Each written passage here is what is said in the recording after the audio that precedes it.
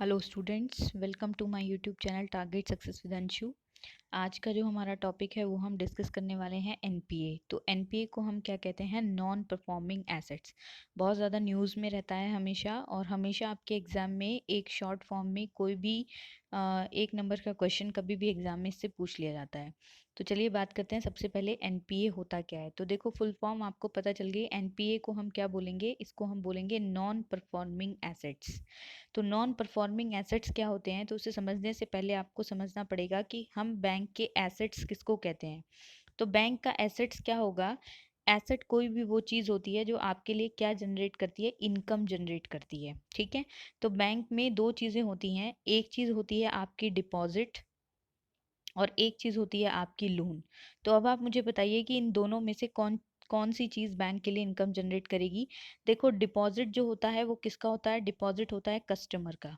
तो कस्टमर जो भी डिपॉजिट बैंक में करता है, बैंक को उस डिपॉजिट के ऊपर, यानी कि जो भी आपका डिपॉजिट होगा उस डिपॉजिट के ऊपर बैंक जो है कस्टमर को क्या प्रोवाइड करती है? उसको वो प्रोवाइड करती है इंटरेस्ट। ठीक है। अब इंटरेस्ट देना पड़ेगा तो इसका मतलब ये तो बैंक का लॉस हो रहा है, उसको और पैसा देना पड़ रहा है। तो इसलिए डिपॉजिट तो कभी भी बैंक का एसेट नहीं होता। लेकिन बैंक जब लोन प्रोवाइड करती है तो वो इंटरेस्ट चार्ज करती है, यानी कि इंटरेस्ट किसको देना पड़ता है? तो यहाँ पर इंटरेस्ट देना पड़ता है किसको? कस्टमर को। तो इसका मतलब जो लोन होता है उसी से बैंक को इनकम होती है। तो इसलिए बैंक का कोई भी ऐसा एसेट जो नॉन परफॉर्मिंग हो गया है, नॉन परफॉर्मिंग का मतलब जो उसके लिए परफॉर्म नहीं कर रहा है, परफॉर्म करने का मतलब जो उसके लिए इनकम जनरेट नहीं कर रहा है, तो ऐसे एसेट को हम क्या बोलेंगे? नॉन परफॉर्मिंग एसेट बोलेंगे। तो इसका मतलब बैंक का एसेट क्या है? उसका लोन, यानी कि बैंक का वो लोन जो अब उसके लिए कोई इनकम जनरेट नहीं कर रहा है, उस लोन को आप क्या बोलेंगे? नॉन परफॉर्मिंग एसेट बोलेंगे। उसको हम क्या बोलेंगे? एनपीए बोलेंगे। और इसके लिए जो डेडलाइन होती है उसको समझने के लिए आपको सबसे पहले समझना पड़ेगा। देखो, सबसे पहले होता है एसएमए। तो एसएमए की फुल फॉर्म कई बार एग्जाम में पूछी गई है। तो इसको हम कहते हैं स्पेशल मेंशन अकाउंट। ठीक है। तो स्पेशल मेंशन अकाउंट की कुछ डेडलाइन होती है। ठीक है। तो एसएमए को जब आप काउंट करोगे तो तीन एसएमए होते हैं हमारे पास। एक एसएमए ज़ीरो होता है, एक हमारे पास होता है एसएमए वन, और एक हमारे पास होता है एसएमए टू। ठीक है। तो एसएमए ज़ीरो कब से होता है? ज़ीरो से लेकर 30 डेज तक। ठीक है। उसके बाद एसएमए वन कब होता है आपका? तो एसएमए वन होगा आपका कब? 31 डेज से लेकर 60 डेज तक। ठीक है। और जो एसएमए टू होता है आपका, तो ये कब तक होगा? ये होगा आपका 61 डेज से लेकर 90 डेज तक। ठीक है। अब इसका मतलब क्या है? देखो, एसएमए का मतलब मैंने आपको बताया स्पेशल मेंशन अकाउंट, यानी कि वो अकाउंट जिसको स्पेशली मेंशन किया जा रहा है। और वो किस केस में किया जा रहा है? कि अगर आपका कोई भी लोन है, अगर वो ज़ीरो से लेकर 30 डेज तक ड्यू होता है पहले, तो उसको रखेंगे एसएमए ज़ीरो की कैटेगरी में। अगर वो ड्यू होता है 31 डेज से 60 डेज तक, तो उसको रखेंगे एसएमए टू की कैटेगरी में। और अगर वो ड्यू होता है आपका 61 डेज से 90 डेज तक, तो उसको हम रखेंगे एसएमए टू की कैटेगरी में। ठीक है। 0 से 30 डेज एसएमए ज़ीरो, अगर 31 डेज से 60 डेज है तो एसएमए 1, और आपका 31 डेज से 60 डेज एसएमए वन, और अगर आप करते हैं 61 डेज से 90 डेज तक तो वो हो जाएगा एसएमए 2। तो ये जो तीन कैटेगरी होती है ये लोन ड्यू होने की, यानी कि सबसे पहले आपका लोन डायरेक्ट एनपीए नहीं होता, सबसे पहले उसको स्पेशल मेंशन अकाउंट की कैटेगरी में रखा जाता है। अब देखो, अब यहाँ पर 90 डेज तक आपकी पेमेंट ड्यू हो गई। जैसे ही आपकी पेमेंट 90 डेज तक ड्यू होगी तो वो लोन आपका किस में कंसीडर हो जाएगा? That is called NPA. यानी कि 90 डेज तक अगर किसी भी लोन पर या अकाउंट पर या क्रेडिट कार्ड के पेमेंट पर या एग्रीकल्चर लोन पर कोई भी चीज़ जिस जो आपको बैंक को पे करनी है, और वो 90 डेज तक ड्यू हो जाती है, तो बैंक उसको किस में कंसीडर करता है? बैंक उसको एनपीए की फॉर्म में कंसीडर करता है, नॉन परफॉर्मिंग एसेट्स की फॉर्म में कंसीडर करता है। ठीक है। आई होप गाइज ये क्लियर होगा। चलिए, अब यहाँ से आपको समझना है। देखो, जो हमारे पास आपका एनपीए है उसको दो भागों में हमने बांटा। एक स्टैंडर्ड एसेट होता है, एक होता है नॉन परफॉर्मिंग एसेट। ठीक है। अब ये जो स्टैंडर्ड एसेट है ये आपका क्या है? तो स्टैंडर्ड एसेट्स वो एसेट्स होते हैं जिसके साथ पेमेंट में कोई प्रॉब्लम नहीं होती, यानी कि ये वो लोन है जिनके साथ कोई प्रॉब्लम नहीं है, जहाँ पर सारी चीज़ें टाइम से पे हो रही हैं, ठीक है। और ये वो लोन्स हैं जहाँ पर प्रॉब्लम है, यानी कि जो ड्यू होते जा रहे हैं। तो स्टैंडर्ड एसेट दो तरह के होंगे, एक रेगुलर होंगे, एक स्ट्रेस्ड होंगे, ठीक है। तो रेगुलर कौन होंगे? नील, यानी कि जिन पर कोई भी डिले नहीं है। और स्ट्रेस्ड कौन से होंगे? जिन पर 1 दिन से लेकर 90 डेज तक डिले है। और उसको हमने 3 भागों में बांटा है। पहला SMA 0 है, फिर SMA 1 है, फिर SMA 2 है। यही मैंने आपको समझाया कि अगर 1 दिन से लेकर 30 दिन तक डिले है तो SMA 0 होगा, 31 डेज से 60 डेज तक डिले है तो SMA 1 होगा, और 61 डेज से 90 डेज तक डिले है तो SMA क्या होगा? 2 होगा, ठीक है। फिर नॉन परफॉर्मिंग एसेट्स के 3 टाइप होते हैं, एक सब स्टैंडर्ड एसेट है, एक डाउटफुल एसेट है, और एक आपका लॉस एसेट है, ठीक। तो सब स्टैंडर्ड एसेट किसको बोलोगे? सबसे पहले तो NPA किसको बोलोगे? जो आपका 90 डेज तक ड्यू हो चुका है, जो 90 डेज डिले हो चुका है वो किस में जाएगा? NPA में। फिर NPA की पहली कैटेगरी सब स्टैंडर्ड। तो सब स्टैंडर्ड क्या है? वो NPA जो आपका NPA कौन सी चीज़ है? जो 90 डेज तक ड्यू है। अब उसको आपने NPA बोल दिया जो 90 डेज तक ड्यू है, तो इसका मतलब 3 महीने तो ऑलरेडी ड्यू हो चुका है। अब वही NPA अगले और 12 महीने तक अगर ड्यू रहता है तो उसको आप बोलोगे सब स्टैंडर्ड एसेट, ठीक है। उसके बाद नेक्स्ट है हमारे पास डाउटफुल। डाउटफुल क्या होगा? वो NPA जो 12 महीने से ज़्यादा ड्यू है, यानी कि उसको ड्यू हुए कितने दिन हो गए, यानी कि 12 मंथ से ज़्यादा टाइम वो ड्यू हो चुका है, तो उसको बोलोगे डाउटफुल। और एक ऐसा एसेट जो नॉन रिकवरेबल है, यानी कि जिसके रिकवर होने की कोई उम्मीद नहीं लग रही है, और सब लोगों ने उसको बोल दिया है कि वो बैंक के ऑडिटर ने, RBI के एक्सटर्नल ऑडिटर ने, सबने ये बोल दिया कि ये लोन वापस आने की कोई उम्मीद नहीं है, तो उसको आप किस में कंसीडर करोगे? लॉस एसेट्स में कंसीडर करोगे, ठीक है। तो चलिए इसको देखते हैं हम वन बाय वन। सबसे पहले NPA क्या है? A non performing asset is a loan और एडवांस। कोई भी चीज़ हो सकती है जो आपने बैंक से ली है, वो एक लोन भी हो सकता है, वो एक एडवांस भी हो सकता है, वो एक क्रेडिट भी हो सकता है, ठीक है। लोन और एडवांस फॉर विच प्रिंसिपल और interest payment remained over due for a period of 90 days, जिसमें प्रिंसिपल और आपका जो इंटरेस्ट है वो ओवर ड्यू हो गया है कितने दिन के लिए? 90 डेज के लिए। नेक्स्ट है हमारे पास टाइप्स ऑफ NPA। तो सबसे पहले हमारे पास सब standard asset, doubtful asset, loss asset, 3 type के NPA हैं। और एक अलग से हमारे पास एसेट है जिसको हमने बोला स्टैंडर्ड एसेट, ठीक है। तो सबसे पहले NPA के 3 टाइप, सब स्टैंडर्ड, डाउटफुल और लॉस। ये आप ध्यान रखिएगा, NPA कितने प्रकार के होते हैं? 3 टाइप्स के होते हैं, ठीक है। 3 टाइप का NPA होता है। अब देखते हैं। तो सबसे पहले अगर हम बात करें आपके किसकी, अगर हम बात करते हैं, देखो सब स्टैंडर्ड एसेट्स में क्या है? Assets which has remained NPA for a period of less than और इक्वल टू 12 मंथ्स, यानी कि यहाँ पे डेडलाइन क्या है? या तो 12 महीने या उससे कम अगर वो ड्यू है तो उसको किसकी कैटेगरी में रखेंगे आप? सब स्टैंडर्ड एसेट्स की।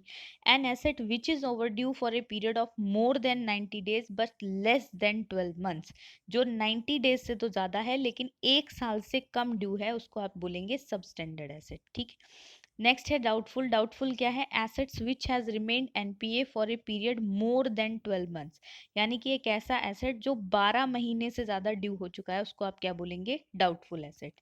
नेक्स्ट है हमारे पास loss asset. All those assets which can not be recovered are called loss asset. ऐसे एसेट जो रिकवर नहीं होते हैं उनको हम क्या बोलते हैं? Loss asset. A loss asset is one where loss has been identified by the bank और इंटरनल और एक्सटर्नल ऑडिटर्स और RBI inspection, but the amount has not been written off wholly. अब ये अमाउंट रिटन ऑफ का मतलब क्या है? जब बैंक अपनी बैलेंस शीट दिखाएगा तो वो एक तरफ अपने एसेट्स दिखाएगा और एक तरफ अपनी लाइबिलिटी दिखाएगा, ठीक है, और एक तरफ दिखाएगा उसका लॉस। तो जो भी उसका लॉस होगा उसको वो यहाँ सर हटा नहीं सकता है, नहीं कि उसको रिटर्न ऑफ नहीं कर सकता है। ऐसा नहीं किया कि आपने लोन दिया और आपका लोन वापस नहीं आया तो आपने उसको बैलेंस शीट से ही हटा दिया, ऐसा आप नहीं कर सकते हैं। तो ऐसे एसेट को आप क्या बोलेंगे? लॉस एसेट बोलेंगे, ठीक है। उसके बाद standard asset. Standard asset is one which does not disclose any problem, जिसमें कोई प्रॉब्लम नहीं होती है, and which does not carry more than normal risk attach to business, जिसके साथ कोई रिस्क अटैच नहीं होता है। Such an asset should not be an NPA, और ये वो चीज़ है जो कभी भी NPA नहीं होती है, यानी कि स्टैंडर्ड एसेट्स को आप NPA नहीं बोल सकते। वो एक रेगुलर प्रोसीजर है जिसके साथ कोई रिस्क अटैच नहीं है, और वो पेमेंट है बैंक की जो टाइम से उसके पास क्या हो रही है, वापस आ रही है। ठीक है, तो ये बात आप ध्यान रखेंगे, यहाँ से आप कंफ्यूज नहीं होंगे। अगर आपसे पूछा जाए कि एनपीए के कितने टाइप होते हैं, तो 3 टाइप होते हैं, क्योंकि स्टैंडर्ड एसेट्स कभी भी एनपीए नहीं होगा, वो एक रेगुलर इनकम होगी। तो इस यहाँ से आपको कंफ्यूज नहीं होना है।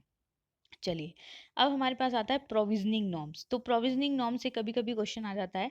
देखो, प्रोविजनिंग का मतलब यहाँ पर क्या है, to set to keep aside some capital, यानी कि जैसे हम किसी भी रिस्क से बचने के लिए अपने पास कुछ कैपिटल रखते हैं, तो वैसे ही बैंक को भी, फाइनेंशियल इंस्टीट्यूशन को भी अपने पास कुछ पोर्शन जो होता है इनकम का, वो एज ए प्रोविजन रखना पड़ता है। तो यहाँ पर क्या करेंगे, banks, financial institution are required to set aside a portion of their income as provision for the loan assets. यानी कि वो भी अपने लोन एसेट्स के लिए क्या करते हैं, एक प्रोविजन रखते हैं, अपने पास कुछ पोर्शन रखते हैं इनकम का, so as to be prepared for any contingent loss. ठीक है, ताकि वो आगे आने वाले किसी भी लॉस से अपने आप को क्या कर सके, कंटिजेंट होता है जो आ जाता है, एकदम सडनली आ जाता है, तो यहाँ से अपने आप को क्या कर सके, बचा सके। दैट में arise in the event of non recovery of loans. जो कैसे अराइज हो सकता है, जब आपके लोन की रिकवरी नहीं हो पाए। The amount of provision to be kept by the bank financial institution will depend on the probability of loan recovery। और ये जो प्रोविजन का अमाउंट होगा, वो बैंक और फाइनेंशियल इंस्टीट्यूशन रखेंगे किसके अकॉर्डिंग, उनके लोन की रिकवरी का जो भी प्रोबेबिलिटी होगा उसके according. The probability of loan recovery is identified based on the asset classification of the loan asset. और ये लोन रिकवरी का कैसे आइडेंटिफिकेशन करेंगे कि आपने उस एसेट को किस क्लासिफिकेशन में रखा है, वो सब स्टैंडर्ड है, वो डाउटफुल है, वो लॉस है, तो उसके अकॉर्डिंग आप उसकी प्रोबेबिलिटी देखेंगे। The minimum provision that bank has to create for various types of assets as follows. और जो मिनिमम प्रोविजन इसमें दिया गया है वो क्या होता है, वो हम देख लेते हैं। तो सबसे पहले स्टैंडर्ड एसेट्स। तो स्टैंडर्ड एसेट्स के लिए देखो क्या है, एसएमई को कहते हैं स्मॉल मीडियम एंटरप्राइजेस। और जो एग्रीकल्चर लोन होते हैं उसके लिए हमारे पास कितना है, 0.25% का। ठीक है, इतना प्रोविजन, यानी कि 1 रुपए का अगर आपने लोन दिया है तो उसका 0.25% आपको क्या करना पड़ेगा, यहाँ पर रखना पड़ेगा, to keep aside some capital. उसके बाद सेकंड चीज हमारे पास क्या है, जो कमर्शियल और रेजिडेंशियल होते हैं वहां पर 0.75% आपको रखना पड़ेगा। जो वैसे कमर्शियल और रेजिडेंशियल लोन होंगे वहां पर 0.75, जो वैसे कमर्शियल लोन होते हैं उसमें 1%, और जो अदर्स होंगे आपके वो 0.40%। ठीक है, ये किसके लिए, स्टैंडर्ड एसेट। स्टैंडर्ड एसेट्स क्या है, जो 12 मंथ्स के लिए आपका क्या है, ड्यू है, जो 12 मंथ्स से कम समय के लिए ड्यू है। ठीक है, 1 साल से कम समय के लिए। सब स्टैंडर्ड स्टैंडर्ड एसेट्स क्या होंगे, जो आपके एनपीए नहीं होते हैं, जिनमें आपका रिस्क अटैच नहीं होता है। सॉरी गाइज, इसको सही कर लीजिएगा। स्टैंडर्ड एसेट्स का मतलब जो आपका एनपीए नहीं होता है, यानी कि वो लोन जिस पर आपको रेगुलर पेमेंट आ रही है, that is called standard asset. ठीक है, तो इसीलिए यहाँ पर प्रोविजन रेशो भी कम होगा।